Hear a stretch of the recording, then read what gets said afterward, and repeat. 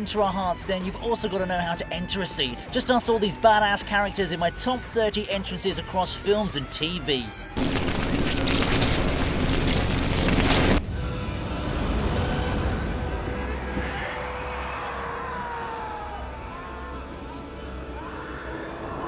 Yep, this was the moment right before the Harry Potter film franchise went dark. Since I'm going to be covering heroes, anti-heroes and villains as well, it makes sense to kick things off with Voldemort showing himself in a form that doesn't involve occupying the back of someone's head. My one. I was looking forward to this moment because I've been a massive fan of Harry Potter right from the books, and yes, it was totally terrifying to the core.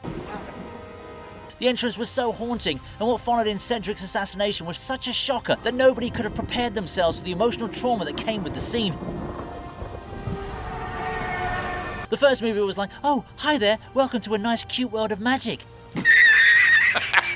Then the second movie went, oh yeah, be scared of snakes and stuff. The third movie was basically, oh, watch out, there's a werewolf prisoner on the run. And the fourth movie just went like, welcome to a world of death, destruction, torture, sorrow, and despair. Jesus Christ! Voldemort really had no chill. Poor Cedric just wanted to know what the heck was going on. Just look at the life he had to go through after that. First he turned into a bat, and when that stopped working with the audience, bro had to dress up as one.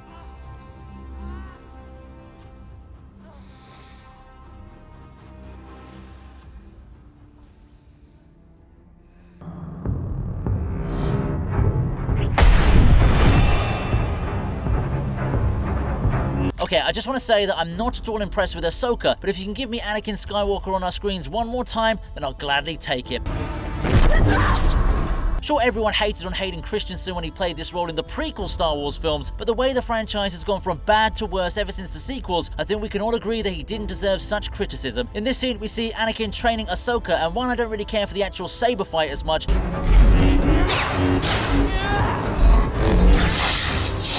it was the way our beloved pre-Vader showed up while walking through the smoke. The modulator when he said, "You lack conviction," was absolute perfection because it was so accurate and brought back a lot of fond memories. Yeah, they banked hard on the power of nostalgia and the risk most definitely paid off. I also love how you can clearly see a difference in his fighting style when he's Vader as compared to when he's just Anakin. Of course, the red lightsaber makes it a whole lot better, which is exactly why Bro makes it to my list simply for just showing up.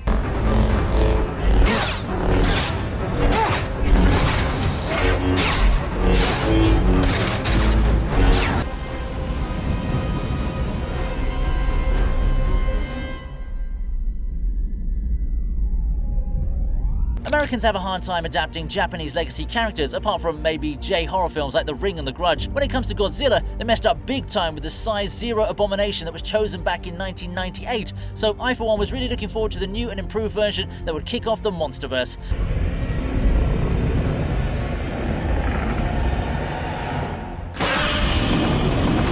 Long story short, they didn't disappoint. The airport scene is one of the most iconic monster entrances I've seen in recent times because of the massive build-up. The payoff works because we've seen glimpses of Godzilla scaring the bejesus out of everyone who was crossing on his way to catch a flight with the Muto.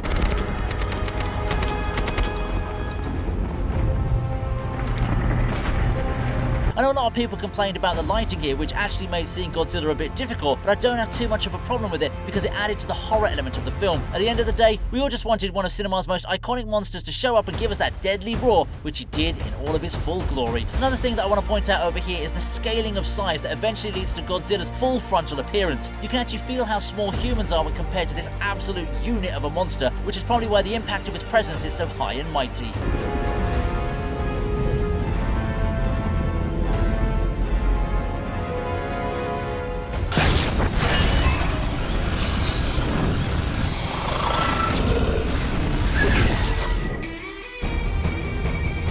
Saving someone in distress is usually a man's job, but the year 2016 wanted to challenge a lot of stereotypes, so it gave us the iconic Wonder Woman entrance that saved Batman from certain disintegration via Doomsday's laser blast.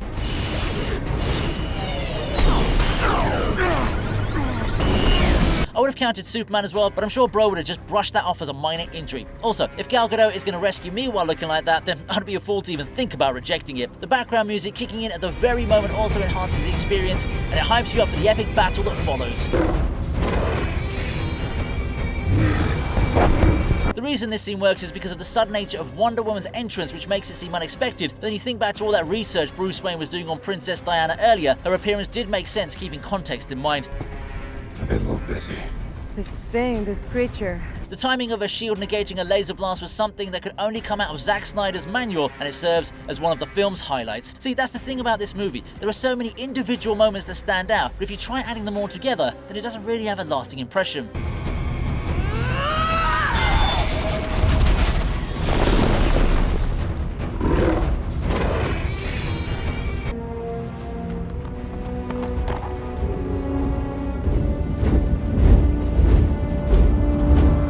Aragorn's entrance in 2002's Lord of the Rings The Two Towers should have been on this list at any cost. Of course, the film's got a lot of other scenes that are amazing, but my focus today is on the entries, so I'm looking at the moment when he pushes the doors open in Helm's Deep. This is when everyone realizes that he's alive. The most reckless man I ever knew. And it brought a lot of cheers whilst also stirring a lot of emotion. I know it's not his first entrance in the movie, but it is an entrance to the scene, so it most definitely counts. Also, Legolas and Gimli reuniting with Aragorn is a true representation of someone being greeted by their two best friends. One's going to be very emotional and generally more controlled, whereas the other will be brutally honest but still happy to see you. The way he opens the door is more than enough to colour you impressed, because it truly feels as if bro has just returned from fighting each and every foe out there on the planet. Also, huge shout out to the horse that allowed Aragorn to not just survive his ordeal, but also make it back to his friends. That dude was the real star if you ask me.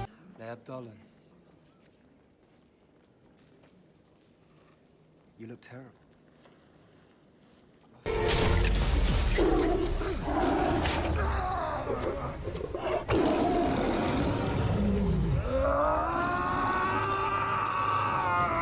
Didn't expect to see this one here, did you? It's no secret that the TV region is a lover of world cinema, so 2022's RRR from India gets its first mention on the channel. Apart from the fact that this movie won hearts all over the world, it also has a pretty epic entrance for Bheem. I mean, bro got chased down by a wolf and then a tiger, so I don't think there are many character introductions better than this one that come to mind. Also, just remember the fact that Bheem used the wolf to lure the tiger and then further toyed with the beast only to trap him. Bro's more badass than the yoink guy. Sure, the animals look a bit odd with the CGI, but that doesn't take from the fact that what the characters pull off over here is extremely badass. Like, how many people do you know out there who can just randomly show up to fight the apex predators from the dog and cat families? Shooting the whole thing must have taken a lot of effort because they still needed to film the actor, NTR Jr., running through the forest at top speed. See, this is why I keep telling you to expand your palette.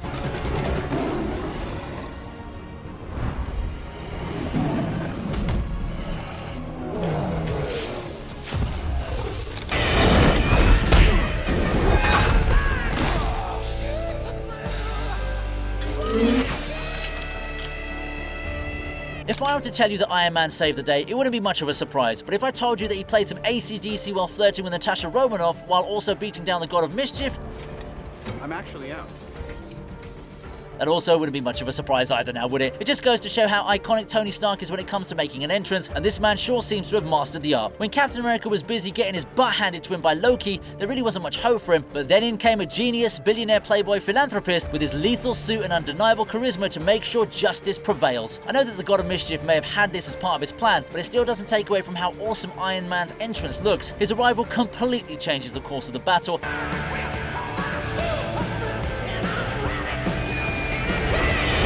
Also switches the entire tone of the scene. Before, there was tension and anxiety over what was going to happen to Steve Rogers, but the change of music was more than enough to reassure us that our favourite Avenger was going to come in to make it all right.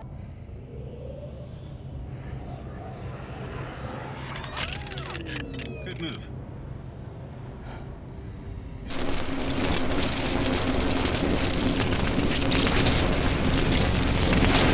So, this is the Great Denton. Yep, this is a Christopher Nolan movie that has stars like Christian Bale, Hugh Jackman, Scarlett Johansson and Michael Caine, but my focus is on a completely different Starman. Get it? Well, if you don't listen to legacy artists, I'm referring to the one and only David Bowie, who plays the role of Nikola Tesla. Tesla built one for another magician. Well, why would you want the same thing? Call it a professional rivalry. The most eccentric musician playing the most eccentric scientist and technological enthusiast is as perfect of a casting as Ryan Reynolds for Deadpool. Speaking of which, the scene in question is when Tesla meets Robert as part of the latter's quest to uncover Alfred's big secret. What is? Who's the truth?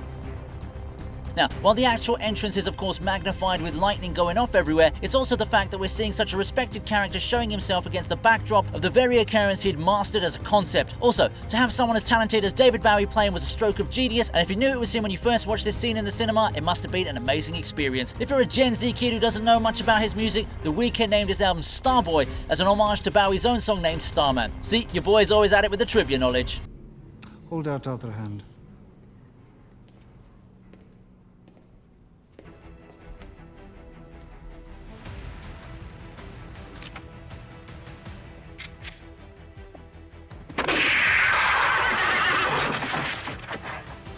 The Dollars trilogy will never be topped when it comes to westerns, and we have the trusted duos of Sergio Leone and Clint Eastwood to thank for that.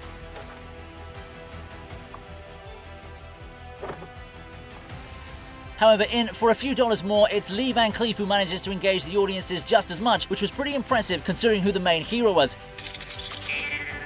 His entrance in itself is marked as an aura of badass mixed with class, as he doesn't overdo himself under any circumstance. Colonel Douglas is a smooth operator who's as cool as a cucumber even when he's issuing threats to people, like he did with that bartender guy. He's just got to look at you with his smouldering intensity, and you'll have no other option to give him what he wants.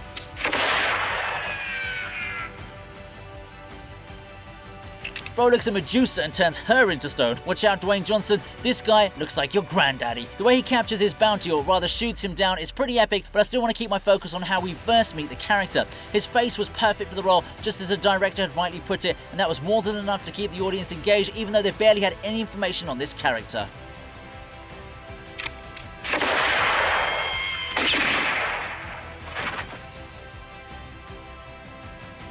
Find Peter Parker!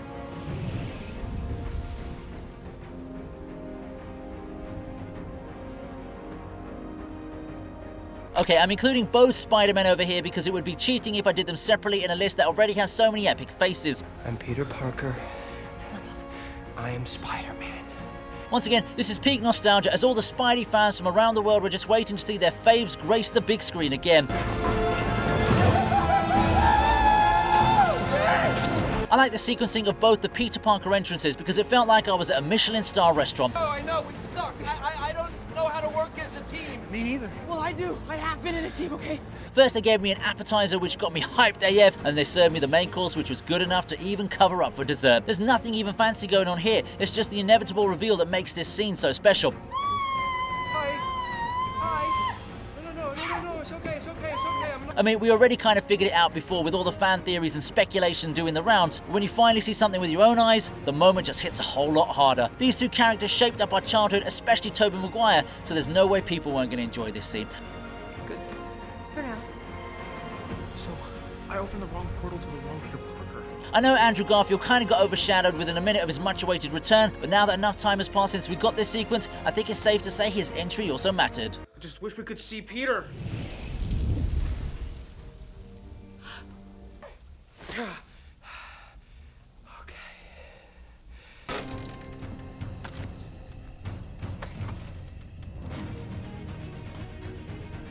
Pissing our pants yet?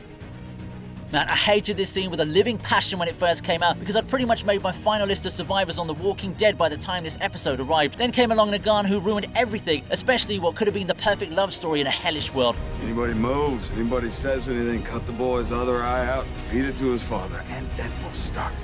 However, I have to give credit where it's due, and Negan completely commands it as a villain over here.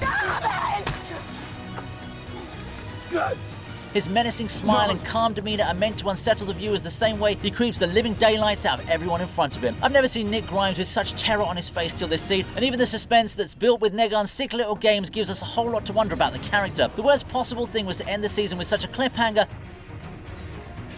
It's your kid, right? But I'll only include the season 6 finale for this entry because it does most of the work when it comes to setting the tone and making us fear this new monster. I don't really agree with the way this character has evolved over the course of the series. I got an idea. Especially if you compare it with what we're seeing here, but maybe that was the point the creators were trying to make. You're Rick, right? I'm Negan. And I do not appreciate you killing my men. Excuse me, sir. Are you lost?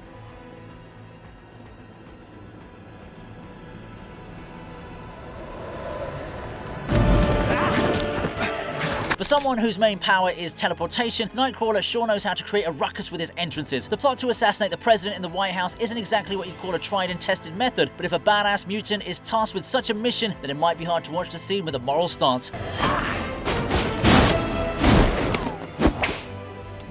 On the other hand, I don't want to support such dangerous crimes, but on the other hand, bro looks super cool while taking down all those guards and almost getting the job done.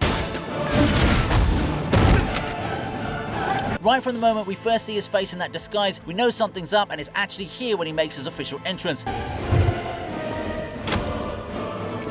The rest is him basically using his powers to humiliate the US taxpayers, but to catch such highly trained guards off guard was a neat little trick.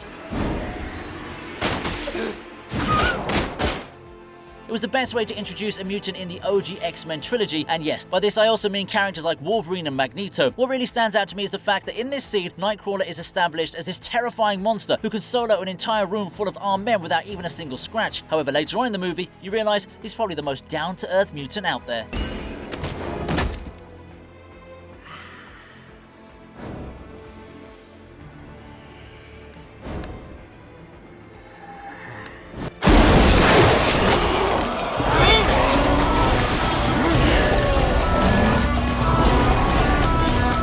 The Witcher is the kind of franchise that has an extremely loyal fan base, and they don't take their idols lightly. Take the main character, Geralt of Rivia. Bro started his own show with a deadly battle against a freaking Kikimora.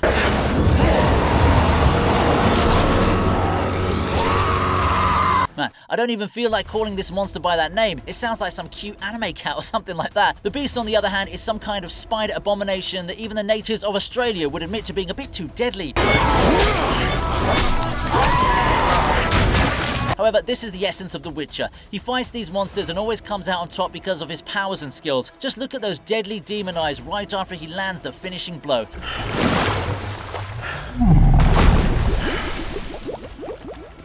The sight makes you fear the dude you've been cheering for. Man, this was the best possible way to start off what at the time was an extremely hyped up show, but alas, it was all laid to waste. I'm not kidding, despite Henry Cavill's best efforts, The Witcher managed to peak within the first 2 minutes of a 3-season runtime. Yeah, I'm not going to acknowledge the fact that there's anything beyond season 3, because that's how important Henry is to the show.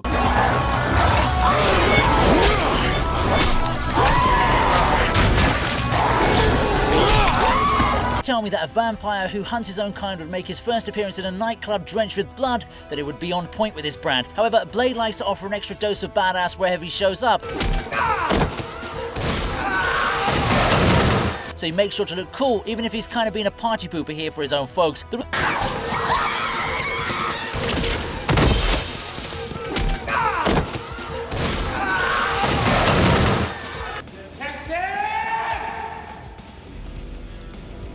You're looking for me. It's hard to believe that a character as iconic as Seven's John Doe only made his first entrance when he actually surrendered towards the end of the film. For the entire movie, John Doe is an unseen demon lurking in the shadows with no face and no form. His only tangible associations thus far are his atrocities. This is the first time we see him in his entirety, and holy mother of God, what a way to introduce yourself, especially with the shout of "Detective!" All of a sudden, this essence of evil and madness takes on a human form right before the protagonist's eyes, and the power never shifts from John to the other party. Even in his apprehension, he's the one in control, and he's the one who's making everyone else dance to his own tunes. He's already completed his mission, and he's enacted his little game, so now he just wants to toy around and have some fun. I'd like to speak to my lawyer, please. God damn it! Yeah, he does technically show up a bit earlier in the film, but this is his first proper appearance, so I'm going to count it as the main seed. His impact just can't be ignored because even as Mills draws his gun, Somerset can be seen muttering, "It's him," under his breath. David Fincher truly is the master of suspense thrillers. Keep away from him! On the fucking floor! I know you. Now! Get out! Get down! On your stomach, you piece of shit! Now! All the way! All... Presentation! Never underestimate the power of narcissism. You know, Megamind's a pretty cool movie that only grows in stature with each passing moment. Of course, since we're doing entrances today, it was but obvious for me to include the grand finale when Bro walks out of his own head to amaze his audience. The best part, though, was the way he violated Titan by dismissing his existence as a supervillain. The animation here was on point, so I can only imagine how tough of a job it would have been for the animators to assemble a billion of the minion thingies into a giant Megamind head and have it move as well.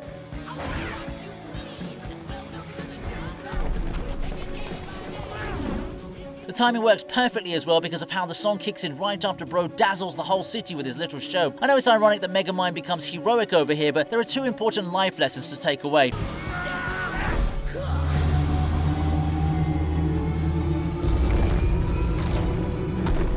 The first is that you're only a supervillain if you have amazing presentation, and the second is that there's no Queen of England.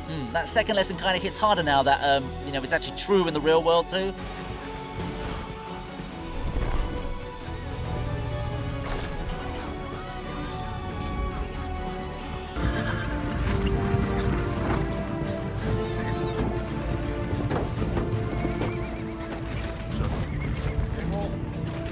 I've been showing a lot of love to Gladiator recently, and rightly so. I don't want it to be like some forgotten gem of the industry. The movie sets things on the right path right from the get-go, especially with the opening scene in Germania. This is where we meet the legendary Maximus for the first time, and his entrance is nothing short of epic. The way he's greeted by his soldiers shows how he commands their respect without having to make them fear him. He's the true epitome of a leader, and Russell Crowe's handling of the character gave him an added flair. It's like the final boss has finally shown himself, so everyone needs to run for cover. At first you may think he's apathetic towards the cavalry by saying the danger is acceptable from the catapults, but then it turns out he's actually in the cavalry and taking part in the risk. This shows how good a tactician he is, as well as how he cares for his men. Nearly 2 hours.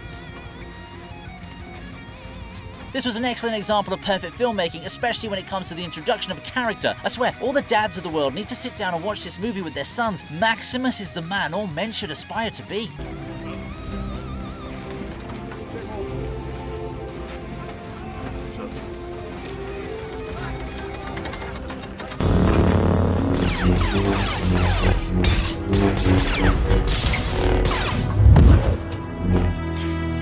This was the moment that definitely redeemed the Star Wars universe for all its hardcore fans, for a few months. Either way, seeing Luke Skywalker making such a dramatic entrance to take down the Dark Troopers was exactly the kind of impetus the series needed to get itself back on track. I can see parallels to the Darth Vader scene from Rogue One.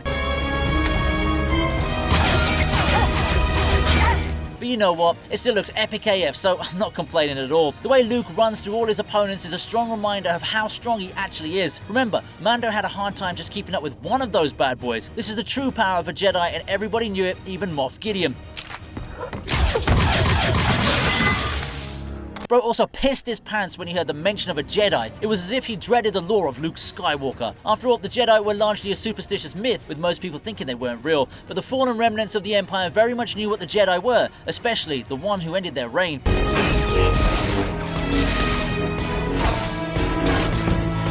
Also, I might not be a fan of de-aging characters, but I have to admit they did a pretty decent job over here with Mark Hamill. Bro could have used his avatar on his Tinder profile.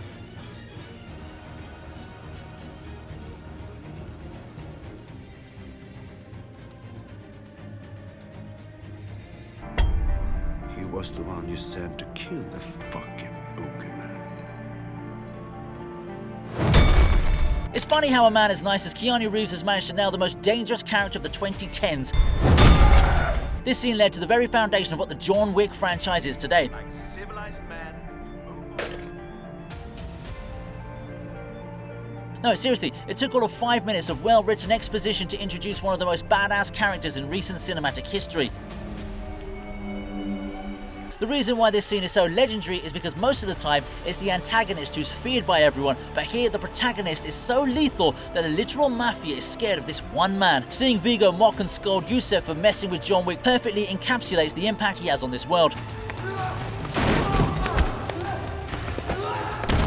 At this point, you could even say that Viggo was kind of like John's cheerleader or something. What really works here is the way in which the supposed mafia lord is advertising for John by stating all his accomplishments, especially the impossible task that laid the foundation of his empire today. Without seeing much of the character, we already know what he's capable of and the kind of havoc he's going to cause all over a dog. Now that's the kind of pet parent we should all aspire to be. Task crew. How many do you have?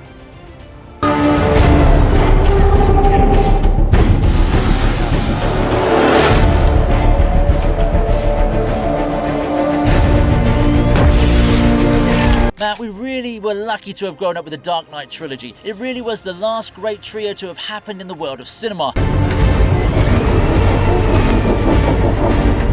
Now, Batman's return in The Dark Knight Returns was nothing short of extravagant, and the emotions from the audience were more than enough to prove why he's such a big deal. Bro returns after years of absence, and the older cop is already telling his subordinate, "Oh boy, you're in for a show tonight." The chase scene is pretty cool in itself, but it's the revival of Batman's aura and the legend that makes it so captivating. We all know what he's capable of, we just didn't know if he could ever show himself again after the events of the previous film.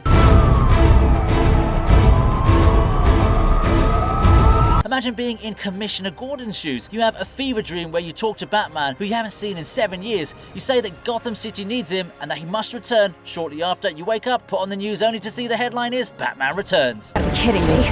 No guns, no killing. Where's the fun in that?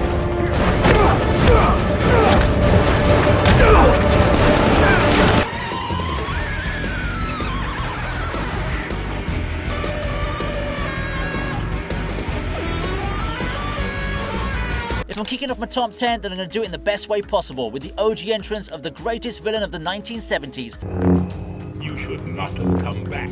Darth freaking Vader. The first ever Star Wars movie began with so much action that you already knew it was going to be something refreshing and unique. Almost 50 years later, and we still find ourselves coming back to this scene because of the impact it created. We intercepted no transmissions. This is a consular ship. Not just in the franchise, but also the whole of cinema. Seeing Darth Vader making his entrance after the stormtroopers are done with their targets almost presents him as some kind of mythical being who's not to be messed with. You are part of the Rebel Alliance and a traitor. Take it away. Man, every time I come back to this scene, I keep thinking about how perfectly suited this introduction was to the character. Don't be too proud of this technological terror you've constructed. My only complaint is not being born to see this in the theaters for the first time when it was released. I would have loved to know what the people thought back then, not just with Darth Vader's entrance, but also seeing the Star Destroyer just overtake the entire screen as it passed over.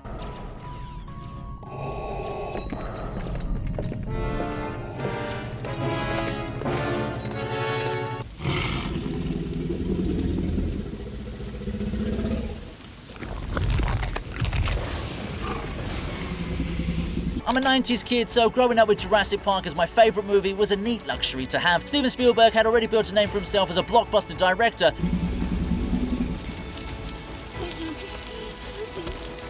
but he set some new heights with 1993's Jurassic Park. This is the movie that made dinosaurs a popular theme in pop culture, and the impact is felt even today. Now, what entrance do you think is good enough to land at number 9? Well, it's none other than the first ever appearance of the iconic T-Rex, aka Rexy. The build-up to her arrival was subtle yet prominent, which made her eventual appearance not just terrifying, but also overwhelming.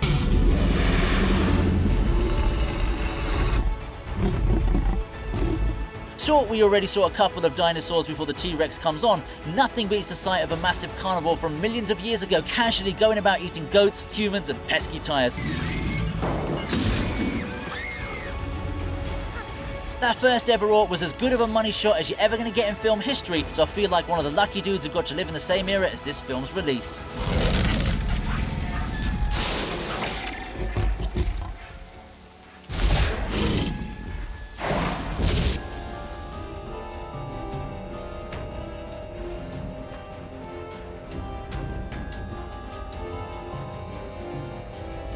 Is there a more iconic Johnny Depp character than Jack Sparrow? I don't think so, and that's saying something because this man has played a whole bunch of them.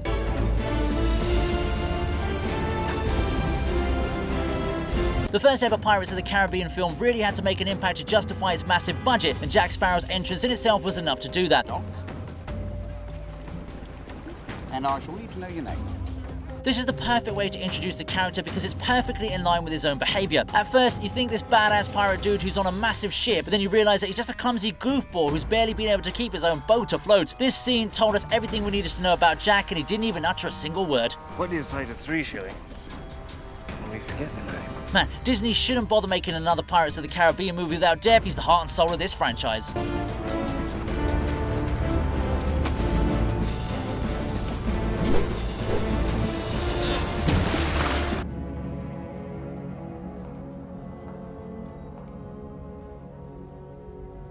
Morning. Dr. Lecter, my name is Clarice Starling. Jesus Christ, this scene gave me nightmares after I saw this movie. The Silence of the Lambs is a brilliant example of unconventional filmmaking because it focuses a lot on the perspective of the other side, most notably through Hannibal Lecter himself. The first time we see him was probably creepier than most of the villains the world had known around that era. He just looked so unsettling and deadly without even doing much. Anthony Hopkins really nailed this character to the T. The way he stares at Clarice even before she comes into his line of vision almost makes it feel as if Hannibal can see through the brick wall. It's all a part of this surreal presentation of the character, and it definitely shook the world of cinema. There's nothing too dramatic about the scene, it's just Clarice and Hannibal talking to each other, and yet you can feel an inexplicable fear that something might just go wrong. That is the beauty of an Oscar-winning performance. You're one of Jack Crawford's, aren't you? I am, yes. May I see your credentials? Certainly.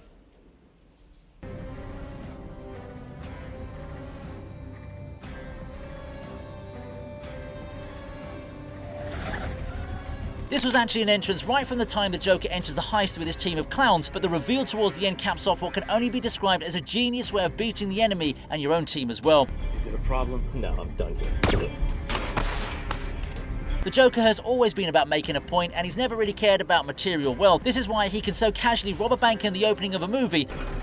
Funny, you told me something similar. No! Then burn a whole stockpile of cash in the very same film. The Joker's oddities never really come to the fore until the very end when he takes off the clown mask and reveals his actual face. The whole "what doesn't kill you makes you stranger" line really complements his own performance in this scene because he's living proof of that same concept. This was an epic way to introduce the character, and he only went from strength to strength after that. I believe whatever doesn't kill you simply makes you stranger. Bring me Thanos!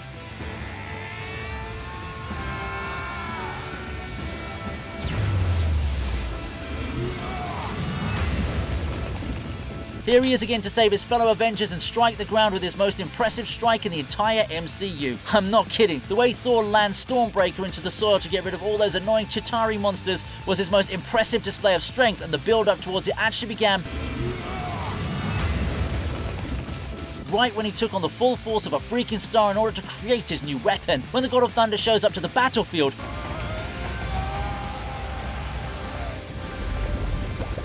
your chances of victory drastically increase, as could be seen in the way the whole tide shifted in Wakanda.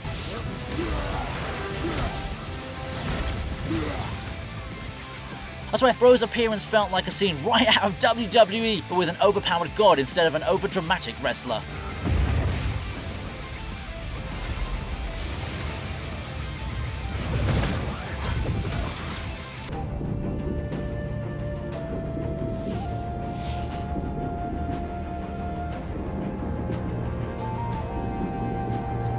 Well, history was made when Arnold Schwarzenegger showed up as the Terminator and impressed everyone with his depiction of the character. Yeah, sure, he's not wearing any clothes here, but the world was already familiar with his muscles from all those bodybuilding championships he'd won prior to this film. The dedication of the scene enhanced the T-800's ominous aura, and you just knew he was going to cause trouble when he overlooked the state of California.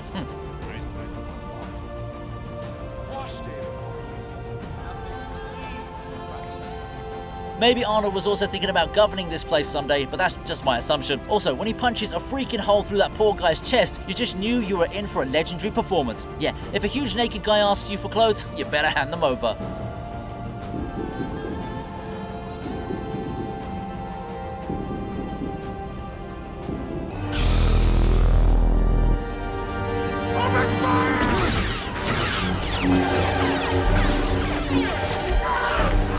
This is Darth Vader's third appearance on this list, so you could say he's won this without even landing the top spot. Of course I was going to include his entrance in Rogue One. I did mention how it influenced the Luke Skywalker scene earlier on, didn't I? Seeing an iconic villain gracing the big screen again and making such an impact was the cherry on top of the cake, because I actually liked Rogue One as a movie as well. Of course, a lot of that has to do with this scene because Darth Vader is going beast mode over here. It's literally like the plan changed from escaping to simply surviving. That's the impact of a legacy character when you use him well.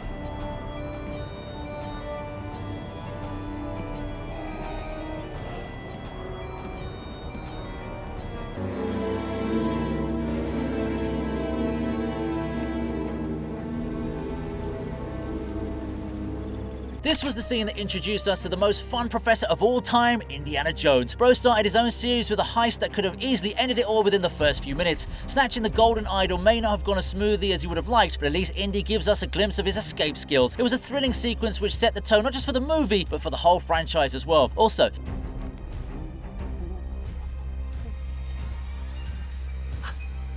did you realize that the dude who tries to scam Indy is Alfred Molina, aka Doc Ock? Yeah, bro's come a long way from robbing idols to having the power of the sun in the palm of his hand.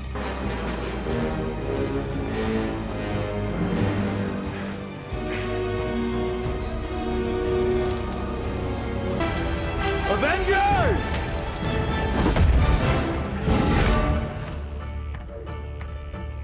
Assemble. This is a no-brainer when it comes to entrance scenes because literally nothing can top it. No, give me that. You have the little one. How are you going to find an entry that's better than Captain America finally saying, Avengers Assemble? Assemble. How are you going to top each and every one of the MCU characters coming together for an epic finale against its main antagonist? Most importantly, how are you going to top the emotions you felt along with each and every one of the audience members who were watching this film together with you in the cinemas? This wasn't just a scene, it was the culmination of all of our experiences right from 2008's Iron Man till this particular moment. The scale, the tone, the stakes. Everything was grand and the payoff finally came through just like we wanted it to. God damn it. Make the MCU great again, please.